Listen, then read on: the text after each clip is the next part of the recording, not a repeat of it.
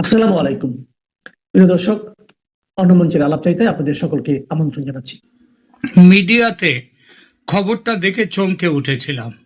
মনে পড়ে গিয়েছিল মহাকবি মাইকেল মধুসূদন দত্তের রামায়ণের কাহিনী আশ্রিত বীরাঙ্গনা কাব্যের একটি বহুল পরিচিত সংলাপের কথা। একই কথা শুনি আজ মন্থরার মুখে। যে প্রসঙ্গে মনে পড়ল কথাটি, সেটি বাংলাদেশের অর্থনীতির জ্যোতিষ্ক দেবপ্রিয় ভট্টাচার্যের কয়েকটি অতি সাম্প্রতিক উক্তি। এটাকে উক্তিও বলা যায়, ভোল বদলও বলা যায়। দেবপ্রিয় ভট্টাচার্য গত ৬-৭ ফেব্রুয়ারি তার সেন্টার ফর গভর্নেন্স স্টাডিজ বা সিজিএস এর রিপোর্ট প্রকাশ করেন। শিরোনাম ছিল from commitment to implementation, political inclusion and democratic accountability. এই অনুষ্ঠানে তিনি অন্তর্বর্তী সরকারের সমালোচনা করে বলেন, whatever opportunity there was for reform and justice, their capacity is now at its end, they have run out of steam. অর্থাৎ এখন আর এই সরকার থেকে বড় কোনো রিফর্ম সংস্কার আশা করা অবাস্তব, কারণ এই সরকারের দম ফুরিয়েছে। দেবপ্রিয়র কথায় এখন একটাই মাত্র ভালো কাজের শেষ সুযোগ এই সরকারের কাছে, সেটা হলো একটি সহিংসতা মুক্ত গ্রহণযোগ্য ভালো নির্বাচন করা। তার কথাটা ছিল এরকম, what they can do now is hold a good election, this is the last chance for the government to do good work. প্রধান উপদেষ্টার কথার সঙ্গে কাজের অমিল দিতে, কাজের যে অমিল এটা বুঝিয়ে দিতে তিনি ছাতার উপমা টানেন। চিফ অ্যাডভাইজারের বক্তব্য কোট করে তিনি বলেন, প্রধান উপদেষ্টা বলেছেন সব ধর্ম সব গোষ্ঠী এক ছাতার নিচে থাকবে, কিন্তু বাস্তবে সেটা ঘটেনি।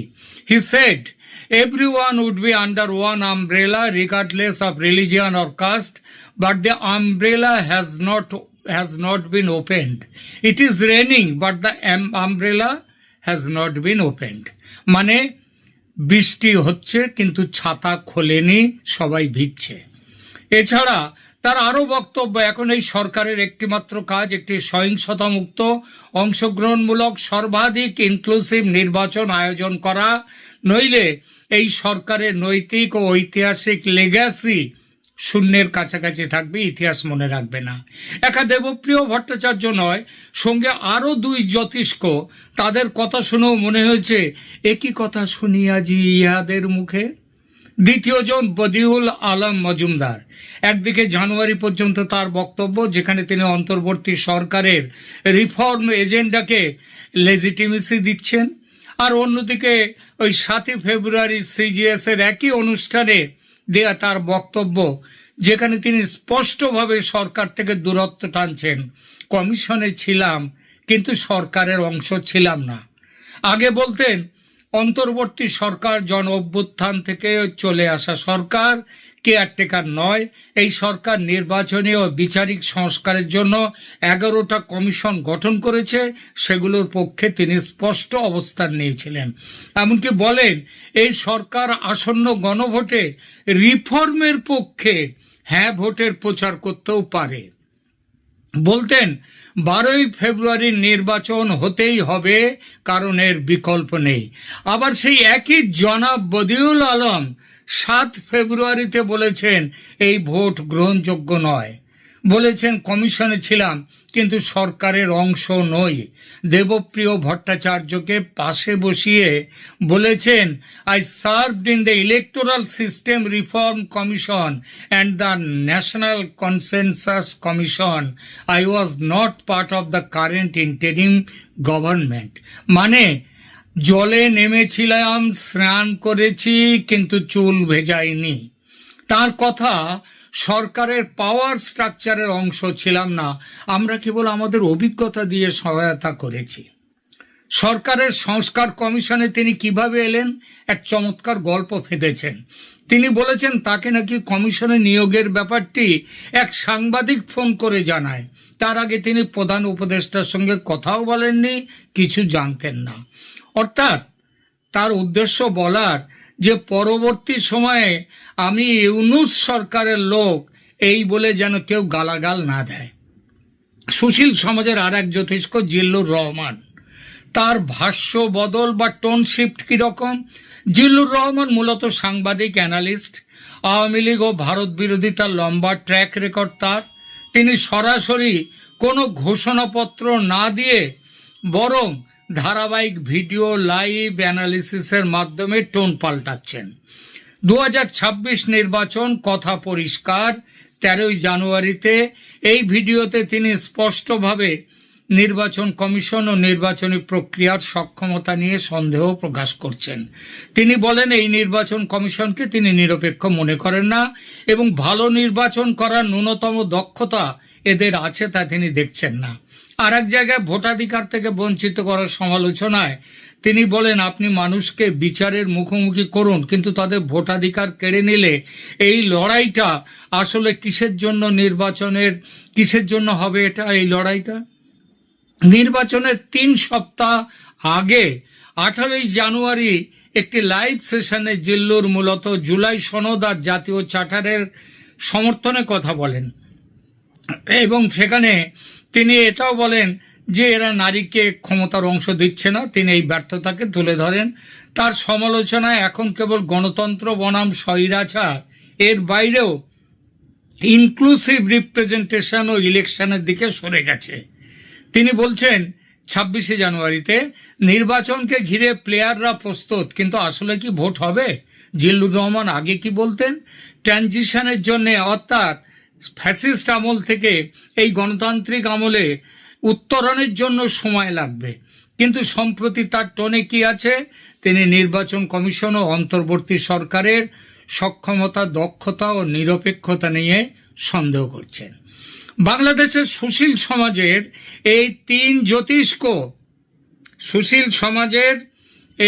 জ্যোতিষ্ক দেবপ্রিয় ভট্টাচার্য, বদিউল আলম মজুমদার এবং জিল্লুর রহমান গত 18 মাস ইউনূস সরকারের পার্ট অ্যান্ড পার্সেল থাকার পর নিদ্রাভঙ্গ হয়ে হঠাৎই অন্তর্বর্তী সরকারের তীব্র সমালোচক হয়ে উঠেছেন এবং সেই সঙ্গে যে আওয়ামী লীগকে গালাগাল না দিয়ে জলস্পর্শ করতেন না, হঠাৎ আওয়ামী লীগকে নিয়ে ইনক্লুসিভ নির্বাচনের ব্যাপারে মুখ খুলতে শুরু করেছেন। শুধু সভা সমিতিতে যে তারা বক্তব্য রাখছেন তাই নয়, গতকাল 9 ফেব্রুয়ারি যমুনায় গিয়ে প্রধান উপদেষ্টার সঙ্গে তারা বিষয়টি নিয়ে আলোচনাও করেছেন। তবে মোহাম্মদ ইউনূস তাদের কথা শুনে কি প্রতিক্রিয়া দিয়েছেন সেটা বাইরে আসেনি। তবে আজ না হোক প্রতিক্রিয়া তাকে দিতেই হবে এবং কাল আসবেই। সেই আজ না হোক কাল সময় আসবেই, চিন্তার কারণ নেই। কারণ ওয়াশিংটনের চাপ কতদিন এড়িয়ে যাবেন তিনি তো ওয়াশিংটনের টাকার গোলাম, তিনি এবং এরা সবাই। আর এবার তো শুধু ওয়াশিংটন নয়, চাপ আছে দিল্লির, যৌথ চাপ। কিন্তু আমি অবাক হয়ে যাচ্ছি বাংলাদেশের সুশীল সমাজের এই জ্যোতিষ্কদের ভোল বদলের রকম সকম দেখে। মানুষের চক্ষু লজ্জা বলে তো একটা কথা আছে নাকি? এরা কি সত্যিই সুশীল, নাকি শুধু সিচুয়েশনাল সুশীল? সময় বুঝে সুশীল হন, সময় বুঝে দুঃশীল হন। 3 জ্যোতিষ্কের এই কক্ষপথ পরিবর্তন এবং ওয়াশিংটন দিল্লির গ্যালাক্সির যে মাধ্যাকর্ষণ কিভাবে তাদের ভূমিকা রাতারাতি পাল্টে দিল, সেটা দেখে যেটুকু ভক্তি শ্রদ্ধা ছিল এদের উপর সেটা একেবারে চলে গেল। বছরের পর বছর এরা নিজেদের পরিচয় দিয়েছেন কি? নিরপেক্ষ নীতি বিশ্লেষক, সুশীল সমাজের কণ্ঠস্বর, গণতন্ত্রের অগ্রদূত ইত্যাদি সুস্বাদু বিশেষণে। কিন্তু গণজীবনের ভাষায় সংক্ষেপে বলা যায় এরা হচ্ছেন বাংলাদেশের premium class talk show package. Prime টাইমে না থাকলে নাকি দেশে গণতন্ত্র থাকে না, আর ব্রেকিং নিউজ শেষ করতে গেলে কমপক্ষে একজনকে তো লাইনেই রাখতে হবে। ইউনূস সরকারের সঙ্গে সুশীল সমাজের হানিমুন পিরিয়ড গত 18 মাস ধরে যে অন্তর্বর্তী সরকার চলছে তার সাথে এই 3 জ্যোতিষ্কের সম্পর্ক ছিল রীতিমতো রোম্যান্টিক, মাখো। Debapriya Bhattacharya white paper, economy reform, SDG শুনলেই বোঝা যেত আবার কোনো কমিটি হচ্ছে এবং এই কমিটির চেয়ারম্যান অবধারিতভাবে হবেন Debapriya. Badiul Alam Majumdar, election reform, good governance, যেখানে নির্বাচনের ছায়া সেখানে তিনি সিভিল অবজারভার হিসেবে হাজির। ইউনূস সরকারের নির্বাচনী সংস্কারের আলাপ এলে ক্যামেরা ঘুরে গিয়ে তার নাম লিখে দিত বদিউল আলম মজুমদার। আর Zillur Rahman, debate, talk show, policy dialogue, অন্তর্বর্তী সরকারের সুনৈতিক স্বপ্ন কথাকে প্রাইম টাইমে প্যাকেজ করে ঘরে ঘরে পৌঁছে দেওয়ার মেন মিডিয়া অ্যাস্ট্রোনেট হয়েছিলেন এই জিল্লুর রহমান। সেই দিনগুলোতে অন্তর্বর্তী সরকার মানেই ছিল রিফর্ম, ট্রানজিশন, নিউ বাংলাদেশ।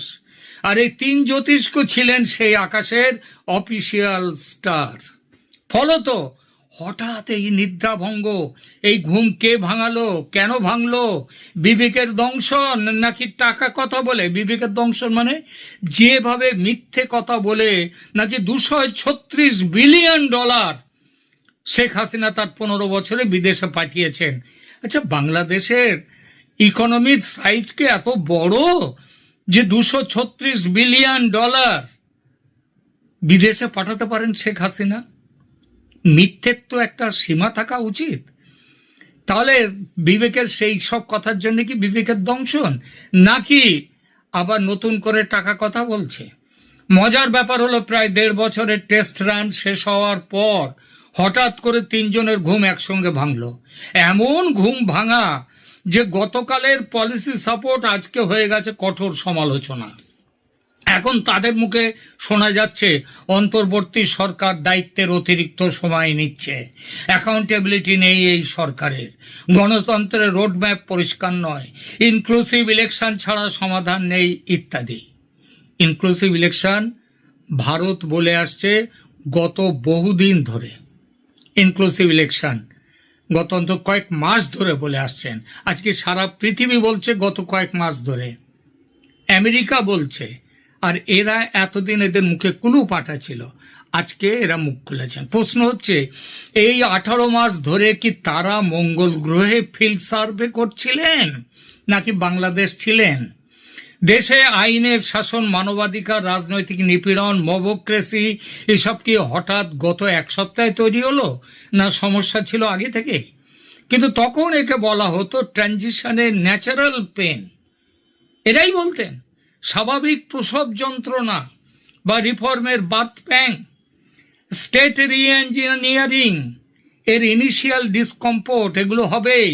এখন সেই একই কষ্টের নাম পাল্টে গেছে।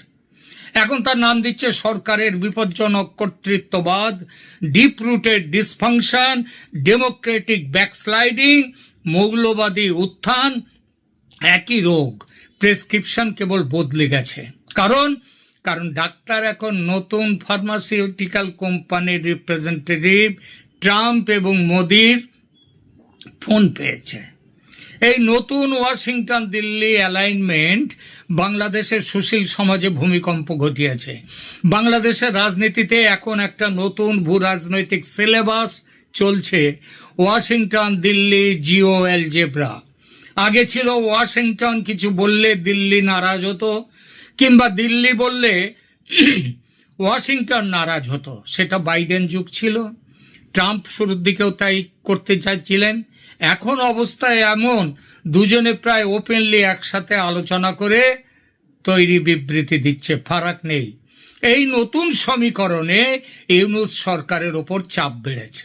মানবাধিকার, আইনের শাসন, সংখ্যালঘু নির্যাতন, অতিরিক্ত চীন পাকিস্তান ঘেঁষাঘেঁষি, অতিরিক্ত সময় ধরে ক্ষমতা আঁকড়ে থাকা ইত্যাদি নিয়ে। ফলত যে মোহাম্মদ ইউনূস একসময় পশ্চিমের বিশ্বে ছিলেন ডেমোক্রেসির পোস্টার বয়, তিনি এখন অনেক রিপোর্টে ইন্টারিম অথরিটারিয়ান এক্সপেরিমেন্ট বা গোদা বাংলায় ফ্যাসিস্ট। এই মুহূর্তে ওয়াশিংটনের হিসেব বাংলাদেশে খুব বেশি টালমাটাল অবস্থা চলতে থাকলে আঞ্চলিক নিরাপত্তা ঝুঁকিতে পড়ে। দিল্লির হিসেব ট্রানজিট, সিকিউরিটি সবই ঝুঁকিতে। তাই দুই রাজধানীরই ইচ্ছে যত দ্রুত সম্ভব কনসেনসাস বেসড নির্বাচনের কোনো সাজেশন প্যাকেজ বের করা। কিন্তু সমস্যা হলো সরাসরি রাজনীতিকদের দিয়ে এই চাপ প্রয়োগ করলে গল্পটা খুব বেশি পার্টিজান হয়ে যায়। তাই দরকার হয় সুশীল সমাজের নিরপেক্ষ সার্টিফিকেট।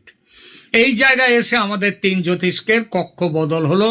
এরা আওয়ামী লীগের শ্রাদ্ধ করেছেন হাসিনার আমলে, বাইডেনের আমলে, এখন ট্রাম্পের আমলে রাজনীতির গতিপথ পাল্টাবার সঙ্গে সঙ্গে ইউনূসের শ্রাদ্ধ বাসর তৈরিতে নেমে পড়েছেন। সেই একই স্যাটায়ার, সুশীল সাবকন্ট্রাক্টর মডেল। বাংলাদেশের রাজনীতিতে সিভিল সোসাইটি নামের যে সেক্টরটি আছে তা আসলে ডিপ্লোম্যাটিক আউটসোর্সিং কোম্পানি, যে কাজগুলো সরাসরি দূতাবাস, ডেভেলপমেন্ট পার্টনার বা বড় বড় শক্তি বলতে পারে না, তা বলা হয় এদের দিয়ে কনফারেন্সে, রাউন্ড টেবিলে, টক শোতে আর পলিসি ব্রিফিং এর ভাষায়। ফল কি হয়? কথাটা থাকে অত্যন্ত প্রোগ্রেসিভ ও নীতিগত, কিন্তু টার্গেট থাকে একেবারে রাজনৈতিক, স্পন্সর থাকে অদৃশ্য। এখন যখন ইউনূস সরকারের উপর বহু দিক থেকে চাপ এসেছে, United states, European union, India, এই সব দিক থেকে, তখনই তিন জ্যোতিষ্ক সহ হাই এন্ড সুশীল ক্লাস্টার হঠাৎ করে গণতন্ত্রের স্মারক বক্তৃতা দিতে শুরু করেছেন।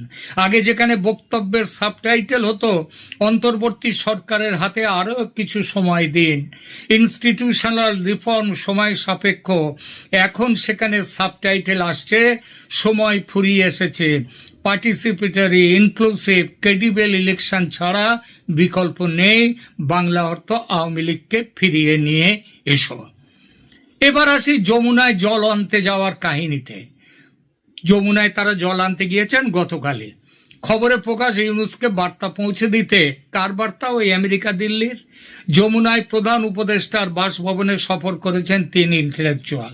এই দৃশ্যটা কল্পনা করুন, এক পাশে প্রধানমন্ত্রী সদৃশ প্রধান উপদেষ্টা গম্ভীর মুখে, অন্য পাশে তিন জ্যোতিষ্ক দেবপ্রিয়, বদিউল, জিল্লুর, আর মাঝখানে বাংলাদেশের অদৃশ্য মানচিত্র, টেবিলে চা, বিস্কুট, হয়তো ডায়েট কুকিজও আছে। ডায়েট কুকিজ, কারণ সুশীল সমাজের রাজনীতি করতে গিয়ে আজকাল ক্যালোরি কনসাস হতে হয়। এরা তাই হয়েছেন আলোচনার এজেন্ডা ইনক্লুসিভ নির্বাচন, আওয়ামী লীগকে মাঠে ফিরিয়ে আনার রোডম্যাপ, আন্তর্জাতিক চাপ ম্যানেজ করার ফর্মুলা, আর সবার প্রিয় শব্দ সেটা হচ্ছে ইউনূসকে রাজি হয়ে যান। যে আওয়ামী লীগকে এরা দীর্ঘদিন ধরে স্বৈরাচারী শাসক, ফ্যাসিস্ট, ব্যাংক লুটেরা, রিগড ইলেকশনের কারিগর বলে সত্যির চেয়ে অনেক অনেক গুণ বেশি মিথ্যে মিশিয়ে গালি দিয়ে আসছিলেন, আজ সেই আওয়ামী লীগকে নিয়ে ইনক্লুসিভ ইলেকশন বানাতে হবে, কারণ আমেরিকা চায়, কারণ দিল্লি চায়। দৃশ্যটা এমন, যে ছেলেটাকে গত 15 বছর ধরে একদম বাজে বকে যাওয়া ছেলে বলে ফেসবুকে ব্লক করে রেখেছিলেন এরা, আজ হাত জোড় করে বলছেন ওহে গ্রুপে ফিরে এসো, না হলে অ্যাডমিন আমাদের সবাইকে সরিয়ে দেবে। আওয়ামী লীগ বিরোধিতা থেকে আওয়ামী লীগ ইনক্লুসিভতা, এখানে একটা বড় কন্ট্রাডিকশন। দেবপ্রিয়, বদিউল, জিল্লুর, এই তিনজন কঠোর অর্থে আওয়ামী লীগ বিরোধী, এটা নতুন তথ্য নয়। বিগত দশকে one sided election, digital security আইন, বিচার বহির্ভূত হত্যাকাণ্ড, আয়নাঘর, গুম খুন, আর্থিক কেলেঙ্কারি, এসব কিছুর সবচেয়ে ধারালো প্রতিবাদ এই জ্যোতিষ্করা করেছিলেন। কিন্তু মজার বিষয় হলো, তাদের সমালোচনার শেষ লাইনটা আগে ছিল যে একটি নিরপেক্ষ সম্মতিভিত্তিক নির্বাচনের মধ্য দিয়ে সমস্যার সমাধান সম্ভব। আজ সেই লাইনই রিব্র্যান্ডেড হয়ে ফিরে এসেছে, ইনক্লুসিভ নির্বাচনে অংশ নেওয়া ছাড়া দেশ বাঁচাবার পথ নেই।